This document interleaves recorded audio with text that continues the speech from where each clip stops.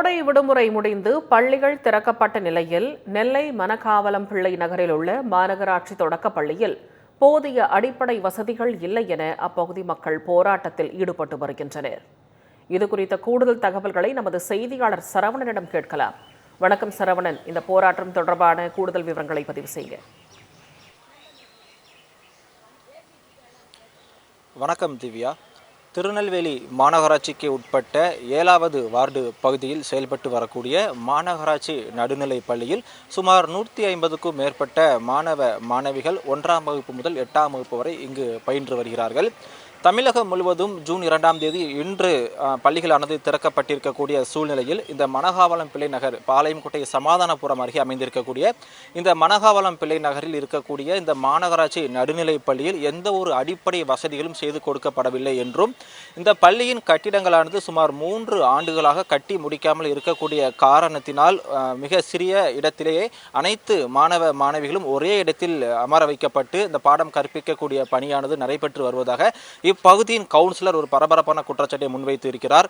அது மட்டுமில்லாமல் முழுமையான கட்டிட பணிகள் முடியாத காரணத்தினால் இங்கு இருக்கக்கூடிய கழிவறையை கூட மாணவ மாணவிகள் ஒரே கழிவறையை பயன்படுத்தக்கூடிய ஒரு அவல நிலையும் இப்பகுதியில் நிலவி வருகிறது. இதனால் இப்பள்ளியை முற்றுகையிட்டு தற்போது இந்த பகுதி பொதுமக்கள் போராட்டம் நடத்தி வரக்கூடிய காட்சியை இங்கு நேரில் நம்மால் காணலாம். பாளையங்கோட்டை சமாதானபுரம் அருகே அமைந்திருக்கக்கூடிய இந்த மணக்காவலம் பிள்ளை நகரில் இருக்கக்கூடிய இந்த மாநகராட்சி தொடக்க நடுநிலை பள்ளியில் எந்த ஒரு அடிப்படை வசதிகள் இல்லை என்று கூறி தற்பொழுது பள்ளிகள் திறக்கப்பட்டிருக்கும் இந்த முதல் நாளில் இப்பகுதியை சேர்ந்த பல பொதுமக்கள் மற்றும் பெற்றோர்கள் பள்ளியை முற்றுகையிட்டு இந்த ஒரு போராட்டத்தில் ஈடுபட்டு வருகிறார்கள். இது குறித்து பேசுவதற்காக இப்பகுதி பொதுமக்களிடையே நாம் நிறைய தகவலை கேட்டு தெரிந்து கொள்ளலாம். ஆனால் வணக்கம், தமிழகம் முழுவதும் இன்னைக்கு ஸ்கூல் ஓப்பன் ஆகிருக்குது. கிட்டத்தட்ட 3 வருஷமா அந்த ஸ்கூல் கட்டடம் கட்டி முடிக்கல அப்படின்னு சொல்லிக்கிங்க. என்ன நிலவரம்? இது 4 செஞ்சு திட்டத்தட்ட 3 வருஷம் ஆச்சு.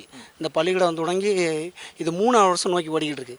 4 வகுப்பு தான் கேட்டாங்க, 4 ரூம் தான் கேட்டாங்க. 4 ரூமுக்கு 4 ரூமு கேட்டதுக்குள்ளே இன்னும் 4 வருஷம் ஆயிரும். இது நாங்கள் பல போன திருப்பு இதே லீவ் டயத்தில் பள்ளிக்கூடம் கட்டலன்னு சொல்லி தான் நாங்கள் மறியல் பண்ணோம். மறியல் பண்ணி இந்த வருஷம் ஆயிடுச்சு. இந்த வருஷமும் கிடப்பில் தான் கிடக்கு. ஆனால் மறியல் பண்ணி 3 திரும்ப பண்ணியிருக்கோம். 3 திரும்ப கேஸு போட்டது தான் எங்களுக்கு மிச்சம். இந்த ஒரே பாத்ரூமில் அது சடங்கான பிள்ளையும் போது செஞ்சு பையங்களும் போகிறாங்க. அந்த இதே நாங்கள் 3ஆம் வருஷம் இதே கோரிக்கை வச்சுக்கிட்டே தான் இருக்கோம். எந்த அதிகாரிகளும் கண்டுக்கிட்டே மாட்டேங்காங்க. இந்த பள்ளிக்கூடம் ரொம்ப ஸ்லோவாக வேலை நடக்கு. எங்களுக்கு மக்கள்லாம் பார்த்தீங்கன்னா இந்த கவர்மெண்ட் அதாவது மாநகராட்சி பள்ளிக்கூடத்துக்கு பிள்ளைகளை சேர்க்கறதுக்கே ரொம்ப கஷ்டமாக இருக்குது. இந்த மாதிரி இந்த வாடகை ரூமில் தங்கியிருக்கு பிள்ளைகளெல்லாம். வாடகை ரூம் போட்டு டீச்சர் அவங்க கை காசு போட்டு தான் கொடுத்துக்கிட்டு இருக்காங்க. ரொம்ப மோசமாக இருக்குது. இந்த பள்ளிக்கூடம் இந்த 4 வகுப்பு அறையை கெட்டதுக்கு 4 வருஷம். இன்றைக்கி பாருங்கள், எல்லாம் இந்த பள்ளிக்கூடம் முடித்து லட்டு கொடுப்பாங்க. நாங்கள் முடிக்காத வரைக்கும் நாங்கள் லட்டு கொடுக்கோம். அவ்வளோ ஒரு அசிங்கமாக இருக்குது. எங்களுக்கு ரொம்ப மனசு கஷ்டமாக இருக்குது. நீங்கள் சொல்லுங்கள், கிட்டத்தட்ட 3 வருஷத்துக்கு மேலே அந்த கட்டடம் கட்டிட்டு இருக்கிறாங்க. உங்கள் பிள்ளைங்களாம் நிறைய பேர் படிக்கிறாங்க. உங்கள் கருத்து என்ன?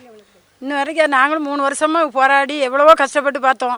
இன்ன வரைக்கும் அவங்க அதுக்கு ஒரு முடிவே எடுக்க மாட்டேங்கிறாங்க. 3 வருஷம் 4 வருஷமாக அது பிள்ளைகளுக்கு ஒரே பாத்ரூமில் ஆணும் பொண்ணும் போகுது. அது கஷ்டமாக இருக்கும்ல. கஷ்டப்பட்ட இது பொண்ணுக்கு ஆணுக்கும் அது புள்ள வயசில் நம்ம சேர்க்கக்கூடாது. அது இந்த பள்ளிக்கூடத்தில் அதுக்கு ஒரு முடிவே எடுக்க மாட்டேங்காங்க. எந்த அரசாங்கத்தில் இருந்தும் வரமாட்டேங்காங்க. ஆனால் வராங்க, அவங்களுக்கு உள்ள தொகுதியில் உள்ள ஓட்டுக்கு தான் மெயினாக நிற்காங்க. தவிர மக்களுக்கு என்ன செய்யணும், மக்களுங்க அதுக்கு என்ன நடவடிக்கை எடுக்கணும், மக்களுங்க எப்படி செய்யணும்னு உள்ள கிடையாது. மக்களுக்கு ஒரு 100 ரூபா 200 ரூபா அப்படி கொடுத்தானா மக்களுங்க நமக்கு ஓட்டு போடுறாங்க. அதனால மக்கள் அப்படியே மடக்கிடலாம் அப்படின்னு இந்த தொகுதி பூரா மடக்கி வச்சிருந்தாங்க. 10 ரூபா துட்டா கொடுத்து மக்கள் என்ன செய்ய முடியும்? நாங்கள் கஷ்டப்பட்டவா தானே.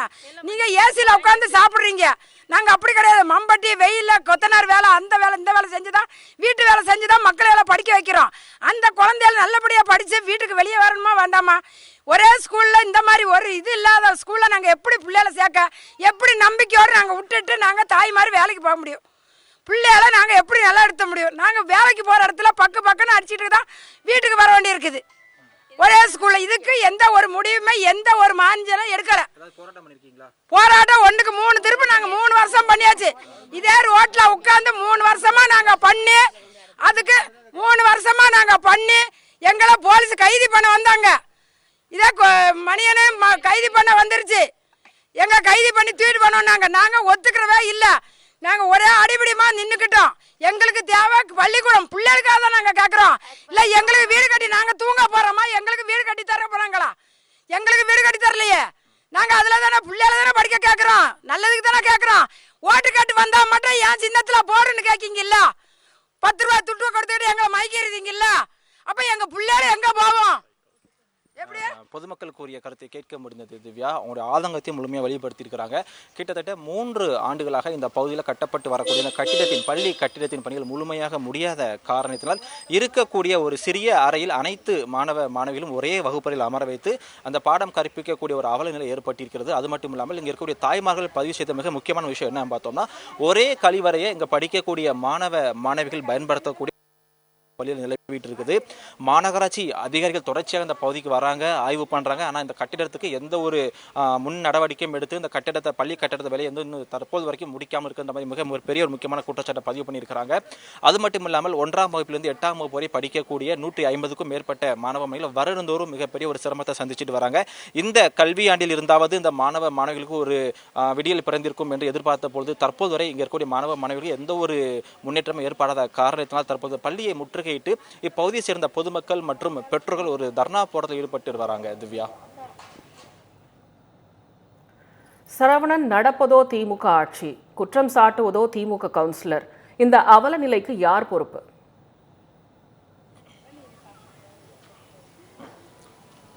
கிட்டத்தட்ட ஒவ்வொரு மாமன்ற கூட்டத்திலும் இப்பகுதியில் இருக்கக்கூடிய கவுன்சிலர்கள் பல கோரிக்கைகளை முன் வச்சிருக்கிறாங்க. தொடர்ச்சியாக 3 ஆண்டுகள் இந்த ஆட்சி 4 ஆண்டுகள் தற்போது வரை முடிந்திருக்கிறது. மீதம் 1 ஆண்டுகள் மட்டுமே இருக்கிறது.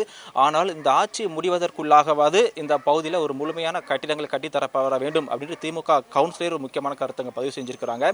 ஒவ்வொரு மாமன்ற கூட்டத்திலும் மேயர் மற்றும் நெல்லை மாநகராட்சி ஆணையாளரை சந்தித்து தொடர்ச்சியாக மனுக்கள் கொடுத்துட்டே தான் இருக்காங்க. பல போராட்டங்கள் நடத்திட்டு இருக்கிறாங்க.